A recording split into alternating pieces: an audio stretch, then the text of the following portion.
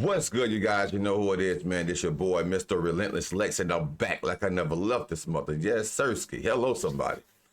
All right, so, man, we got officer testifies that Diddy approached him with a wad of hush money at the hotel where he got into it with Cassie at and tried to kick her head off like a football. So, the officer speaks out. And we all know Diddy had plenty of money.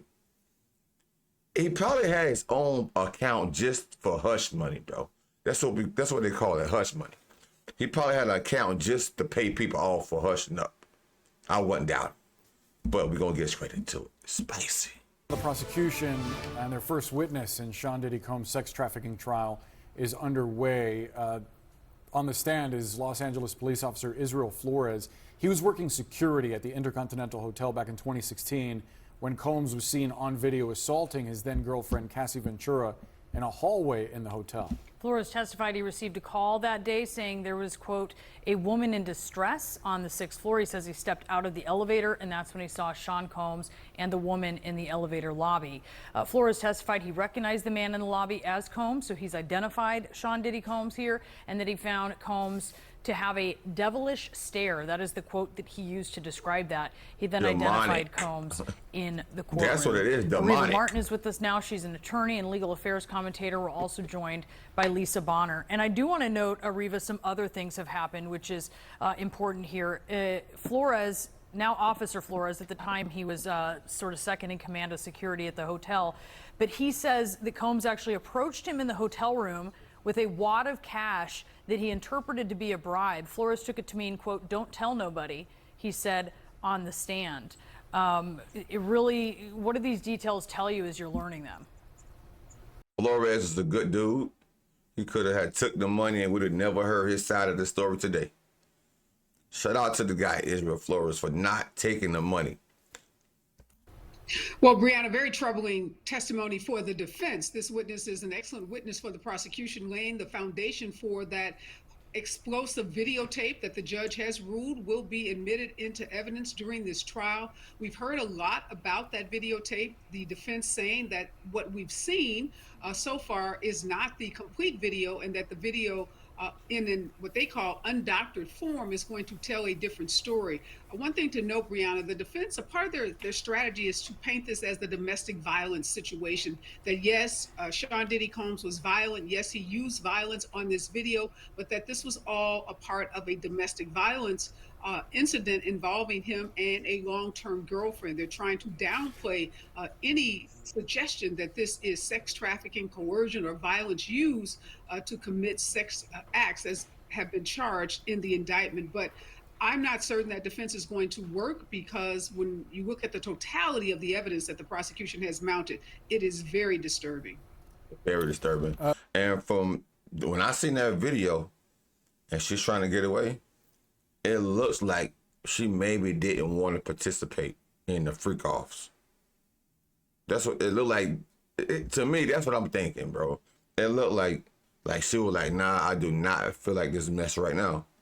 And he was more so like, oh, either you gonna do it or I'm gonna beat you like you stole something.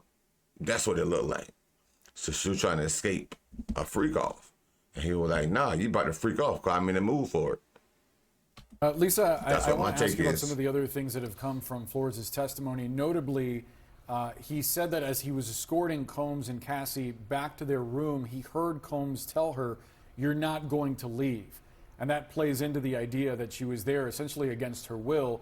But he also, Flores, apparently has told the jury that he asked Cassie multiple times, repeatedly, if she wanted him to call police.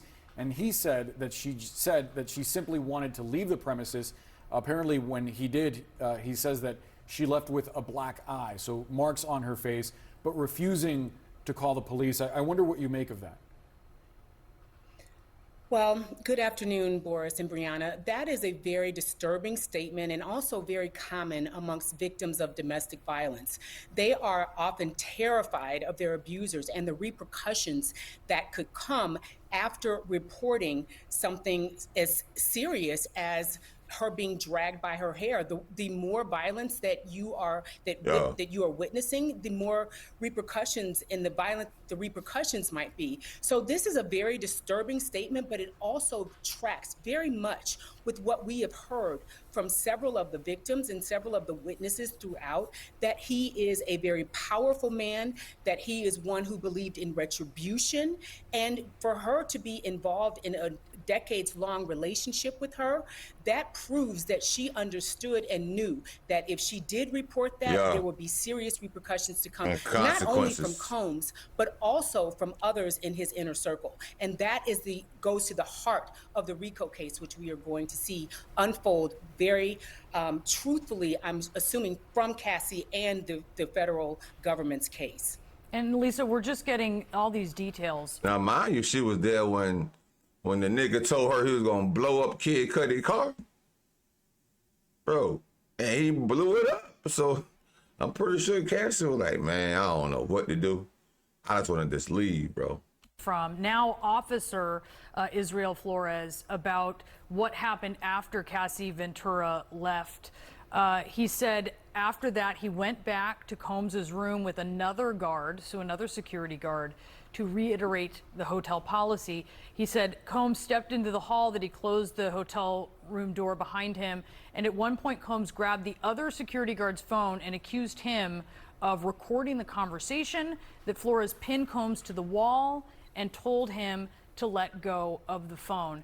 As the prosecution and prosecutor Christy Slavic is building this story, Lisa, what is this saying to the jury?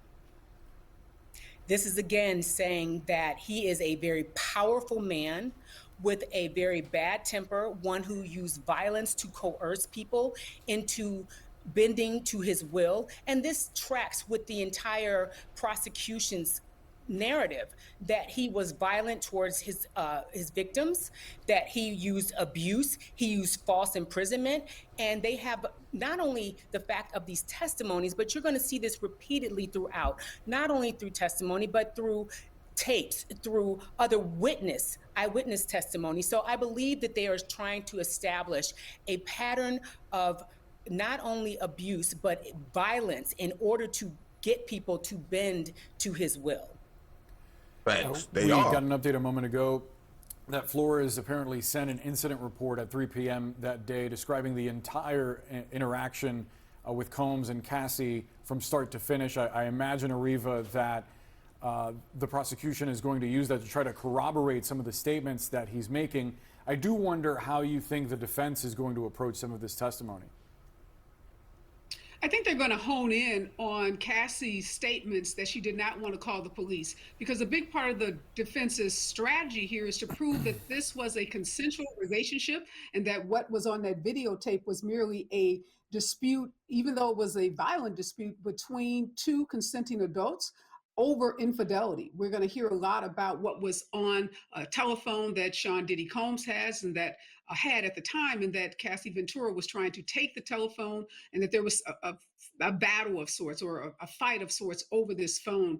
They've also made a big deal about talking about how strong these women were, how confident the women were. And all of that is a part of the defense's strategy to say, look, these women had the ability to walk away from this relationship if they felt coerced, if they felt any threat of violence. So the jurors are going to have to really pay attention to what we now know is that so many victims of this kind of conduct don't go to the police, are afraid, as Lisa said, to make reports to the police because fear of retribution and fear of more violence. But I think the defense is really going to try to hone in on Cassie's unwillingness to step forward and make a police report or call the police at the time that she was being assaulted by Combs.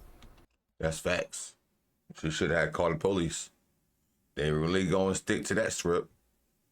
And she was there. She been with Diddy for 10 years, bro. That's my whole thing though, Cass. How you put up with that much for that long? And you probably don't have not one police report, probably. That's crazy right there. Yeah, it will. That would not be unusual behavior as well. for someone who is abused. So we'll see how the prosecution is then going to tackle that and ultimately what the jury is going to believe here. Ariva Martin, Lisa Bonner, thank you so much to both of you. In the defense's opening statement, they described Combs as a, quote, complicated man, adding, quote, this case is about love, jealousy, infidelity, and money, and that this case is about voluntary adult choices made by capable adults in consensual relationships. Julie Grant joins us now live. She's a court TV anchor and former prosecutor. Julie, thanks so much for being with us. So these opening statements, the prosecution highlighting the issue of power, saying that in the case of Combs' ex-girlfriend, Cassie Ventura, only one of them had power, only one of them had control, and that was the defendant, that was Combs. Why is that question of the power dynamic central to their case? Boris and Brianna, thank you so much for having me. Good afternoon to you both. It's key because in domestic violence situations, a lot of people think it's about anger management. Domestic violence is not. It's about power and control. It's about batterers exerting control over their victims through means of violence. And a lot of times through emotional abuse, financial abuse, all sorts of things. And so here, that's largely at the heart of this case for both sides, as we've seen in the opening statements. We're seeing the federal government, as expected, alleging that Sean Diddy Combs had an enterprise and that he was using the whole business enterprise to coerce individuals who would be unwilling to engage in certain sexual behaviors or unwilling to be transported for such. So all of it is coercive and criminal, according to the federal government. But on the flip side, we see the defense team embracing domestic violence here, trying to curry some favor with the jury by acknowledging that Sean Combs is an imperfect person. And yes, what he did to Cassie is indefensible in terms of the battery that occurred. But they're saying that that was it, that it didn't go beyond domestic violence in that relationship, that there was no racketeering, there was no trafficking, there was no transportation of anybody for any illegitimate purpose. So this should be quite a fiery case, as you both know, Brianna and Boris, with Diddy's liberty and legacy at stake. Wow. This is going to be a crazy, crazy case. Crazy, crazy case. But they kind of right now, because Cassie and Diddy was in a relationship, so that's more like a domestic violence case. And they say it's been so long ago they can't even charge him for nothing. It's gonna be a crazy case, bro. But we're here for it. Crazy case, but we're here for it.